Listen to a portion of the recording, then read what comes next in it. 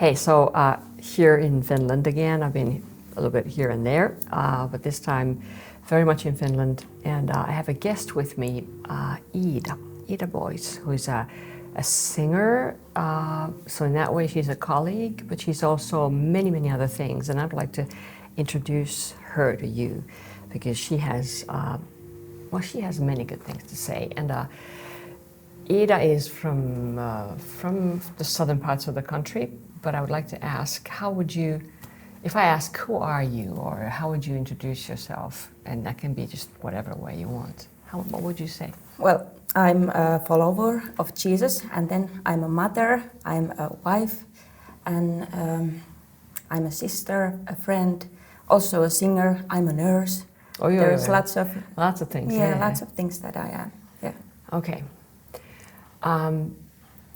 Obviously, well, you probably noticed that she said first and foremost, she says, I'm a follower of Jesus. Why do you say that? Why would you say that? 5 years ago, actually, I have been a Christian for almost 10 years. Okay. And then 5 years ago, God led me to have this really difficult place in my life, and everything had to like, he shook everything in my life. And then back then I discovered that actually God wasn't the priority of my life. He wasn't my God. Okay. You know, the first commandment says, you shall have no other gods. Right.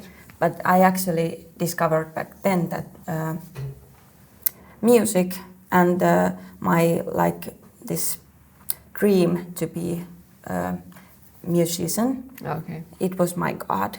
And then everything in my life was like directed from that dream. And then so back then already you had a family? Yeah. Yeah, okay. Yeah. Okay. And they had to like somehow adjust to my dreams and everything, because it was such a passion for me. Mm-hmm. And then God showed me that actually I wasn't born again. I see. Later I find out that in various ways, but anyways, he showed me my sin, and then my priorities, that they weren't in that place that he wanted to, and that was the real reason why everything was always there was lots of pain in our lives, and I was so anxious with my life, and there was lots of stuff because God wasn't in that place. Right. I was always asking him to give me stuff and to help me when I was like, oh, why everything is like this. When you're in trouble, you went to him. And But he wasn't my God, actually. So in a sense, if I'm sort of interpreting you correctly, and I understand it from my own life as well, when you talk about sin, you actually, the greatest sin and the ultimate sin in a sense is that he isn't in the place where he was I was actually rejecting Jesus in a way, because he was just like a genie giving me genie stuff. in a bottle. Okay. But he wasn't my God, and I wasn't giving him the place he deserves. And then he led me in that place in my life where he took everything away in a sense. He crushed me, but I always, today, I think crushing is the most beautiful thing that can happen to a person, because that way he can really show what will stand.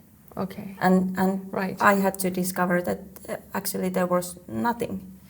But when the crushing was happening, what did you feel? I mean, it was probably like devastating, or like you felt like I'm gonna die, or like everything is over, or it was like that. I was actually questioning my faith. I was thinking maybe there is no God. Maybe I was just making everything up.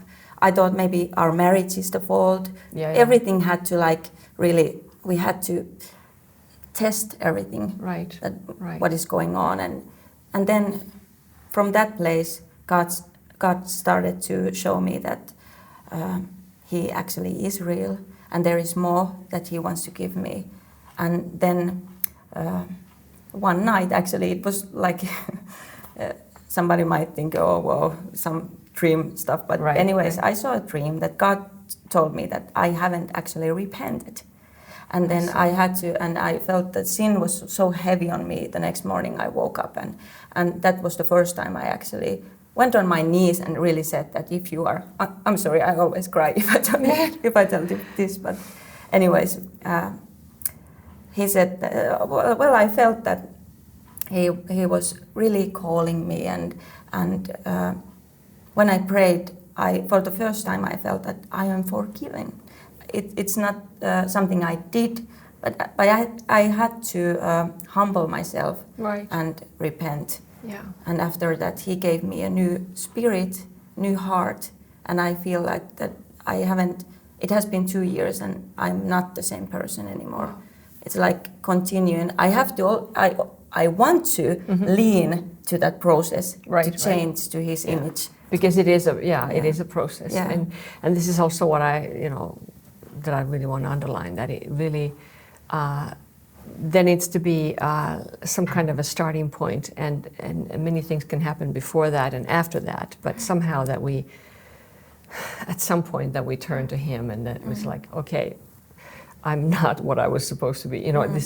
I'm not the cool person that that I thought I was, and my sin is bigger than but. Basically, I mean, we have a lot more to talk about, and probably we will at some point, come back to, with Ida. But with this now, I just want to challenge you a little bit, challenge us, everybody, to see where is my priority, who is the one who really calls the shots, is Jesus another, like you said, genie in a bottle, or somebody that I always just go to? It's like, do I follow Him because of Him? And this is a process, obviously, but you have most certainly started walking on that light road. Yeah. So over and out from a pretty gloomy outside Finland, but inside there's life.